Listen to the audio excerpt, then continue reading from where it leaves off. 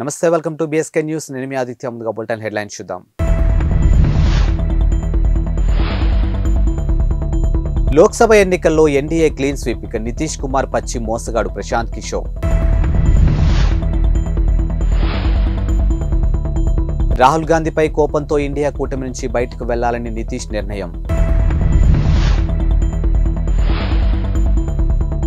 చంద్రబాబుకు ఎంపీ భరత్ సవాల్ బీహార్ ముఖ్యమంత్రి నితీష్ కుమార్ మళ్లీ ఎన్డీఏ కూటమిలో చేరిన సంగతి తెలిసిందే ఇక 2 నెలల క్రితం ఆయన మాట్లాడుతూ ప్రాణం పోయినా బీజేపీతో చేతులు కలపనని అన్నారు ఈ వ్యాఖ్యలు చేసిన రోజులు కూడా గడవక ముందే ఆయన మాట తప్పారు ఈ నేపథ్యంలో ప్రముఖ ఎన్నికలు వ్యూహకర్త ప్రశాంత్ కిషోర్ మాట్లాడుతూ రానున్న లోక్సభ ఎన్నికల్లో ఎన్డీఏ క్లీన్ స్వీప్ చేస్తుందని చెప్పారు ముఖ్యమంత్రి నితీష్ కుమార్ కు ఇదే చివరి అవకాశమని ఆ తర్వాత ఆయన రాజకీయాల్లో కనపడరని చెప్పారు నితీష్ కుమార్ పచ్చి మోసగాడని ప్రశాంత్ కిషోర్ తీవ్ర వ్యాఖ్యలు చేశారు ఇక రాజకీయ జీవితంలో నితీష్ చివరి ఇన్నింగ్స్ ఆడుతున్నారని చెప్పారు ఇక 2025లో జరిగే బీహార్ అసెంబ్లీ ఎన్నికల్లో నితీష్ కుమార్ పార్టీ జేడీయూకి 20కి మించి సీట్లు రావని ఆయన అన్నారు ఇక నితీష్ ఏ కూటమిలో ఉన్నా ఇంతకు మించి సీట్లు సాధించలేరని చెప్పారు ఒకవేళ 20 స్థానాల కంటే ఎక్కువగా గెలుచుకుంటే తాను తన వృత్తిని వదులుకుంటారని సవాల్ విసిరారు విపక్షాల ఇండియా కూటమి జనవరి 13న నిర్వహించిన వీడియో కాన్ఫరెన్స్ సమావేశంలో రాహుల్ గాంధీపై బీహార్ సీఎం నితీష్ కుమార్ తీవ్ర అసంతృప్తి వ్యక్తం చేశారని కూటమి నుంచి వైదొలగాలని అదే రోజున ఆయన నిర్ణయం తీసుకున్నారని సంబంధిత వర్గాలు చెబుతూ ఉన్నాయి రాహుల్ గాంధీపై కోపంతో నితీష్ కుమార్ 10 నిమిషాలు ముందుగానే మీటింగ్ నుంచి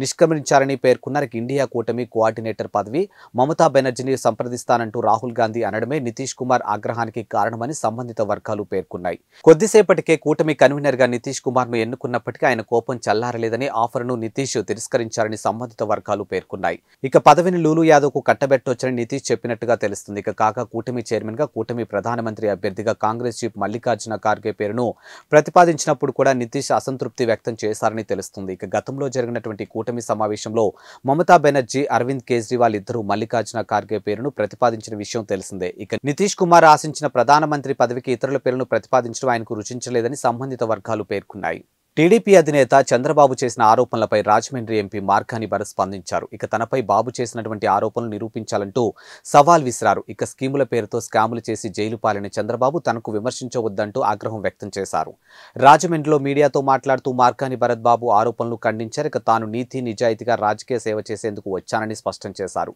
సొంత ఆస్తులు అమ్ముకొని ప్రజల హృదయాల్లో స్థానం సంపాదించడం కోసం రాజకీయాల్లో ఉన్నానని పేర్కొన్నారు ఇక బాబు ఆయన పార్టీ వాళ్ళ రాజకీయాలను అడ్డు పెట్టుకుని డబ్బు సంపాదించడానికి రాలేదని అన్నారు ఇక రాజమండ్రిలో టీడీపీ ఎమ్మెల్యే కుటుంబ సభ్యులు వడ్డీ వ్యాపారాలు చిట్ల వ్యాపారాలు చేసి అడ్డంగా దొరికి సెంట్రల్ జైల్లో ఉండొచ్చారని విమర్శించారు అలాంటి వారిని పక్కన పెట్టుకుని బాబు తనను విమర్శించడం దొంగ అని అరిచినట్టు ఉందని విమర్శించారు ఆవా భూముల్లో తనకు 150 కోట్లు ఎవరిచ్చారో చంద్రబాబు నిరూపిస్తే రాజకీయాల్లోంచి తప్పుకుంటారని సవాల్ విసిరారు ఇక బాబు చెప్తున్నటువంటి మహిళలకు ఏటా 3 గ్యాస్ సిలిండర్లు జన్మభూమి కమిటీలు కార్యకర్తలకే తప్ప ఇతరులకెవరికి అక్కరకు రావని మండిపడ్డారు రాష్ట్రంలోని 80 లక్షల మహిళలు ఏటా 3 సిలిండర్లు బాబు ఇవ్వగలరా అని సవాల్ విసిరారు తిరుమలలో సోమవారం జరిగినటువంటి ధర్మకర్తల మండలి సమావేశంలో టీటీడీ కీలక నిర్ణయాలు తీసుకుంది ఇక శ్రీవారి భక్తులకు బంగారు మంగళసూత్రాలు లక్ష్మీ కాసులు విక్రయించాలని నిర్ణయించినట్టు ఇక టీటీడీ చైర్మన్ కరుణాకర్ రెడ్డి తెలిపారు ఇక ధర్మ ప్రచారంలో భాగంగా బంగారు మంగళసూత్రాలు తయారు చేసి శ్రీవారి పాదాల వద్ద ఉంచి భక్తులకు విక్రయిస్తున్నట్టు చెప్పారు ఇక గతంలో 32,000 మందికి సామూహిక వివాహాలు జరిపి మంగళసూత్రాలు అందించి వారిలో ఏ ఒక్కరూ మతం మారలేదని మత మార్పిళ్లకు అడ్డుకట్ట వేయడమే లక్ష్యంగా ఈ నిర్ణయం తీసుకున్నట్లు వెల్లడించారు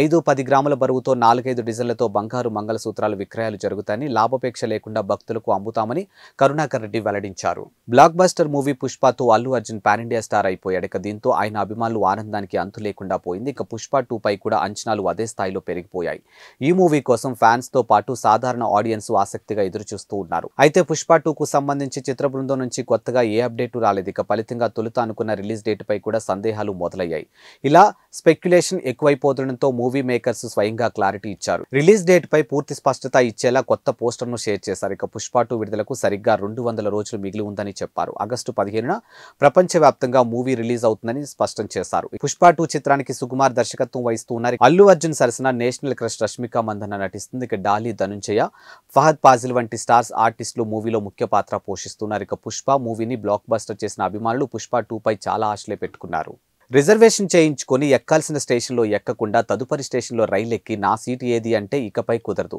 గతంలో టీటీలకు ప్రింటెడ్ రిజర్వేషన్ లిస్టులు అందజేసేవారు. దీంతో 1-2 స్టేషన్ల వరకు ప్రయాణికులకు రాకపోయినా వారు వేచి చూసేవారు. కానీ ఇప్పుడు అందుకు అవకాశం లేదు. అయితే టీటీలు కొంతకాలంగా ట్యాబ్ మాదిరిగా ఉండే హ్యాండ్ హెల్డ్ టెర్మినల్ ద్వారా ఎప్పటికప్పుడు రైల్లో రిజర్వేషన్ వివరాలు పరిశీలిస్తూ ఉన్నారు.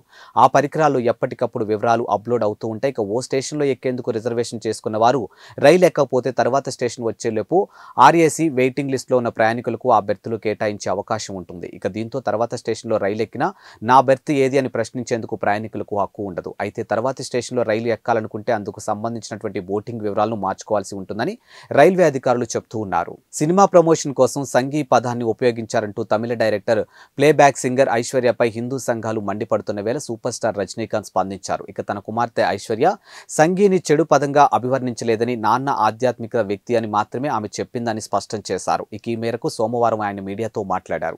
నాన్న అన్ని మతాలను ప్రేమించే ఆధ్యాత్మిక వ్యక్తిగా పేర్కొందని, అందుకు తండ్రిని అలా అభివర్ణించిందని రజనీకాంత్ సమర్థించారు. ఇక ఐశ్వర్య దర్శకత్వం వహించినటువంటి లాల్ సలాం మూవీ ప్రమోషన్స్ కోసం ఆమె ఈ విషయంపై మాట్లాడిందన్న ఆరోపణలు రజనీకాంత్ కొట్టిపారేశారు. ఇక అలాంటిదేమీ లేదని అన్నారు. రైట్ వింగ్ మద్దతుదారుడు లేదా కార్యకర్త గురించి చెప్పడానికి సంఘీ వ్యవహారిక పదంగా ఉందని, ఈ పదాన్ని సినిమా ప్రమోషన్ కోసం వాడారంటూ ఐశ్వర్యపై విమర్శలు వ్యక్తమవుతూ ఉన్నాయి. ఈ పదంపై ఐశ్వర్య మాట్లాడారంటూ పలు రిపోర్టులు వెలువడంతో చర్చాంశనీయంగానూ మారింది. కాగా ఐశ్వర్య దర్శకత్వం వహించినటువంటి లాల్ సలాం మూవీ ఫిబ్రవరి 9న విడుదల కానుంది. ఈ సినిమాలో రజనీకాంత్ కూడా నటించారు. నేరుగా మనిషి మెదడు, కంప్యూటర్ల మధ్య కమ్యూనికేషన్ వ్యవస్థను ఏర్పరచడమే లక్ష్యంగా టెస్లా దిగ్గజం ఎలాన్ మస్క్ వ్యవస్థాపకుడిగా 2016లో స్థాపించినటువంటి న్యూరో టెక్నాలజీ కంపెనీ న్యూరాలింక్ కీలకమైన ప్రయోగాన్ని చేపట్టింది. ఇక మొట్టమొదటిసారిగా ఒక పేషెంట్ మెదడులో న్యూరాలింక్ చిప్ను అమర్చింది. ఈ ప్రయోగం ఆశాజనక ఫలితాలను కూడా అందిస్తుంది. ఈ విషయాన్ని ఎలాన్ మస్క్ ఎక్స్ వేదికగా స్వయంగా వెల్లడించారు. నిన్న మొదటిసారి మనిషి మెదడులో న్యూరాలింక్ ను అమర్చాం. ఇక పేషెంట్ కోలుకుంటున్నాడు. ప్రారంభ ఫలితాలు ఆశాజనకంగానే ఉన్నాయి. ఇక నాడి కణాలు గుర్తించడం ఖచ్చితంగా కనిపిస్తుందని ఎలన్ మస్క్ పేర్కొన్నారు. మనిషి సామర్థ్యాలను ఉత్తేజం చేయడం, పార్కిన్సన్స్ వంటి నాడి సంబంధిత వ్యాధులకు చికిత్స ప్రధాన లక్ష్యాలుగా ఈ ప్రయోగం కొనసాగుతుంది. ఇక మనుషులు కృత్రిమ మేధస్సు మధ్య సహజీవన సంబంధాన్ని సాధించడం కూడా ఒక ఆశయంగా ఉందని గతంలో కంపెనీ పేర్కొంది. మనిషి మెదడులో చిప్ను అమర్చేందుకు అమెరికా నియంత్రణ సంస్థ నుంచి గత ఏడాది అనుమతి లభించడంతో ఈ ప్రయోగం చేపట్టారు. వైసీపీ బహిష్కృత ఎమ్మెల్యేలు ఆనం రామనారాయణ రెడ్డి, ఉండవల్లి శ్రీదేవి, కోంటారెడ్డి శ్రీధర్ రెడ్డి, మేకపాటి చంద్రశేఖర్ రెడ్డిలకు ఏపీ అసెంబ్లీ స్పీకర్ నోటీసులు జారీ చేసిన సంగతి తెలిసిందే. ఇక మీపై అనర్హత వేటు ఎందుకు వేయకూడదంటూ స్పీకర్ ఆ నోటీసుల్లోనూ పేర్కొన్నారు. ఈ నోటీసులపై 9 ఎమ్మెల్యేలు ఏపీ హైకోర్టును ఆశ్రయించారు. ఇవాళ లంచ్ మోషన్ పిటిషన్ దాఖలు చేశారు. అటు మండలి చైర్మన్ కూడా ఇదే తరహా అనర్హత వేటుపై ఎమ్మెల్సీ శ్రీ రామచంద్రయ్యకు నోటీసులు పంపారు. ఆయన కూడా హైకోర్టును ఆశ్రయించారు. ఈ పిటిషన్లపై వాదనలు విన్న హైకోర్టు ధర్మస్థానం ఈ దశలో తాము జోక్యం చేసుకోలేమని స్పష్టం చేసింది. ఇక కౌంటర్లు దాఖలు చేయాలని ఏపీ అసెంబ్లీ కార్యదర్శిని ఆదేశించింది. తదుపరి విచారణకు ఫిబ్రవరి 26కు వాయిదా వేసింది.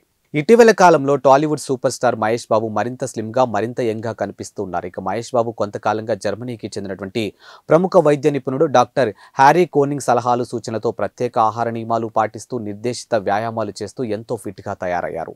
తాజాగా మహేష్ బాబు జర్మనీలో బాడెన్ పట్టణంలో డాక్టర్ హ్యారీ కోనింగ్ క్లినిక్ను సందర్శించారు. ఇక జర్మనీలోని బ్లాక్ ఫారెస్ట్ పర్వత శ్రేణి దిగువన ఉన్నటువంటి బాడెన్ పట్టణం ఉంటుంది. ఈ పట్టణం హెల్త్ క్లినిక్లు నేచోరపతి స్పాల్కు ప్రసిద్ధి చెందింది. ఇక బాడెన్ పట్టణానికి వచ్చిన సందర్భంగా మహేష్ బాబు డాక్టర్ కోనింగ్తో కలిసి బ్లాక్ ఫారెస్ట్ పర్వత శ్రేణి అధిరోహించారు. ఇక గడ్డ కట్టించే శీతల పరిస్థితుల్లో డాక్టర్ హ్యారీ కోనింగ్తో కలిసి బ్లాక్ ఫారెస్ట్ లో ట్రెక్కింగ్ చేశానంటూ మహేష్ బాబు ఇన్స్టాగ్రామ్ లో పోస్ట్ చేశారు. ఈ పోస్టులపై మహేష్ బాబు అర్ధాంగి నమ్రతా శిరోద్కర్ స్పందించారు. నిన్ను ఎంతో మిస్ అవుతున్నానంటూ రిప్లై ఇచ్చారు.